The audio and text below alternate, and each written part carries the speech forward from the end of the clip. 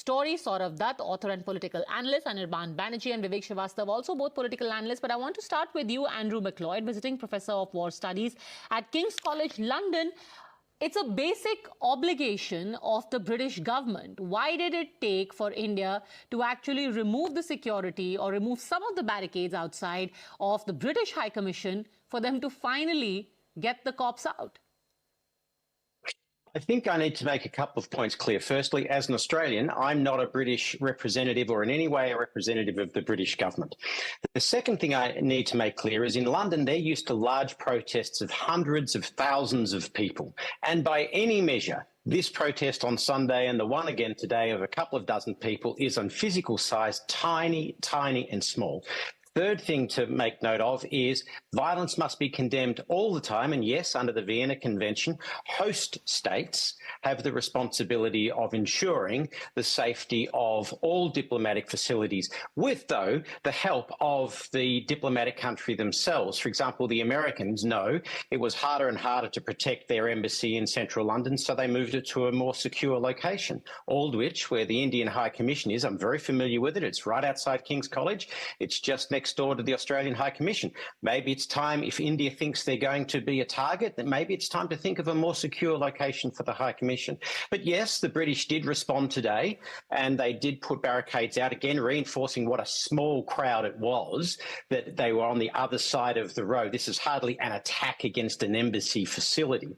The other thing we must note is the law and culture around the national flag is very different in the United Kingdom from in India. In India, it's illegal to desecrate a flag. In the United Kingdom, they turn their flag into underpants. So for the British, it's very hard to understand why a flag is a big issue, because for the British, it is not a big issue. It was a small crowd and the flag was not a big issue for the British, and the window being smashed should be condemned. But really, from the outside, this doesn't look like India asserting its pride. This looks like India creating a storm out of a teacup, and what should be a strong and proud country now looks petulant by removing the extra protections outside the British High Commissioner's residence and the British High Commission. This is a great shame. It's a storm in a teacup, but if somebody was to actually enter the building and they smashed the windows, they smashed the glass there. One person was... And they've been arrested. One person has been arrested. One person has been arrested. Correct. There are at least 50 to 100 people in that mob. Yes, one guy has been arrested. Yes, but not everybody in the crowd of protesters is responsible for one person smashing the glass. The person who's responsible for smashing the glass has been arrested, just as you called for. Look, this really makes India look weak to an outsider. I'm an Australian. I'm a neutral in this. I look at this and I go, why are the Indians reacting this way? It makes them look weak. Well, it is because if somebody tries to enter the High Commission, it's not necessary that they'll stop there. What if they came there with an IED? Who's to know? There wasn't a single cop there at the time. Who's to know? I have been. They smashed glasses. They could have attacked a guy. And which major city in the world knows that more than London? I've been within 500 metres of 5 terrorist attacks in my life, major terrorist attacks. 4 of them were in London.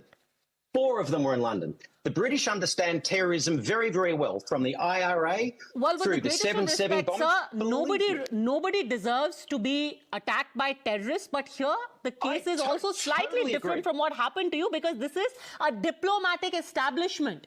This is literally under the Vienna Convention. And let me leave everything else aside. Let's leave everything else aside. If security was not needed, India-UK relations. Why was it put there today? The barricades we saw today. Suhail Seth responding to